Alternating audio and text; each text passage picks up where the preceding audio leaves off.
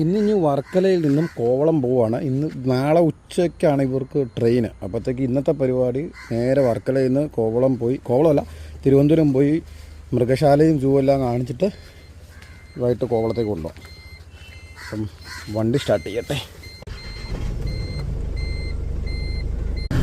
ഇപ്പം നമ്മൾ പോയിക്കൊണ്ടിരിക്കുന്നത് അഞ്ചുതെങ്ങ് വഴിയാട്ടോ. അഞ്ചുതെങ്ങ് എന്ന് പറയുന്നത് കൂടുതലും മത്സ്യത്തൊഴിലാളികൾ താമസിക്കുന്ന ഒരു സ്ഥലമാണ്. ചെറിയ റോഡുമാണ്. ഇതിൻ്റെ വലത് സൈഡ് പൂർണ്ണമായും കടലാണ്.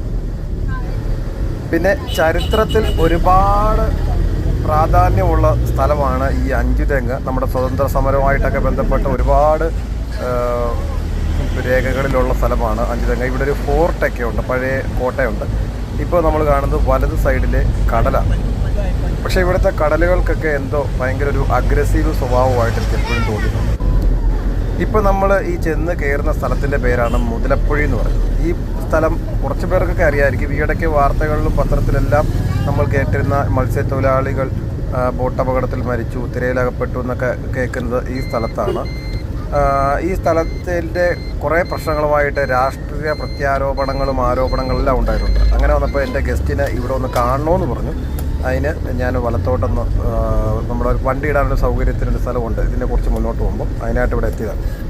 നമുക്കിനി നേരെ തന്നെയാണ് പോകേണ്ടത്. അങ്ങനെ നമ്മൾ തിരുവനന്തപുരം ടൗൺ എത്തിയിട്ടുണ്ട്. ഇനി മൃഗശാലയിലുണ്ട്.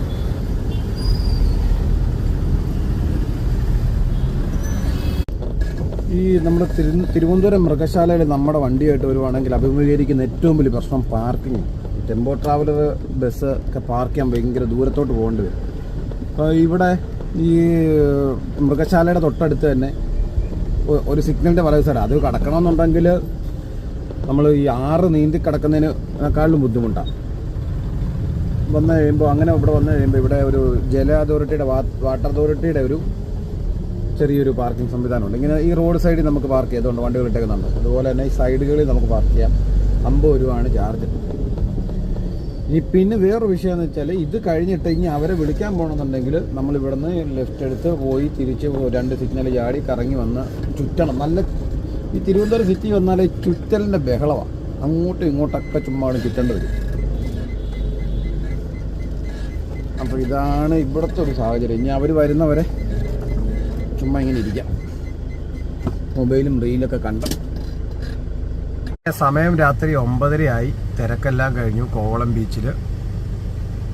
ഇനി കുറച്ച് നേരം വണ്ടി AC ഒക്കെ ഇട്ട് ഇങ്ങനെ തണുപ്പിച്ച് നിർത്തിയേക്കുവാണ്. ഭയങ്കര ചൂടാണ് വെളിയിൽ. കുറച്ച് കഴിയുമ്പോൾ വണ്ടിക്കാവും ചൂടാൻ സാധ്യതയുണ്ട്. അതുകൊണ്ട് ചൂടാൻ സാധ്യതയല്ല, ചൂടാവും. അതുകൊണ്ട് AC ഒക്കെ ഇട്ട് ഇങ്ങനെ തണുപ്പിച്ച് നിർത്തിയേക്കുവാണ്.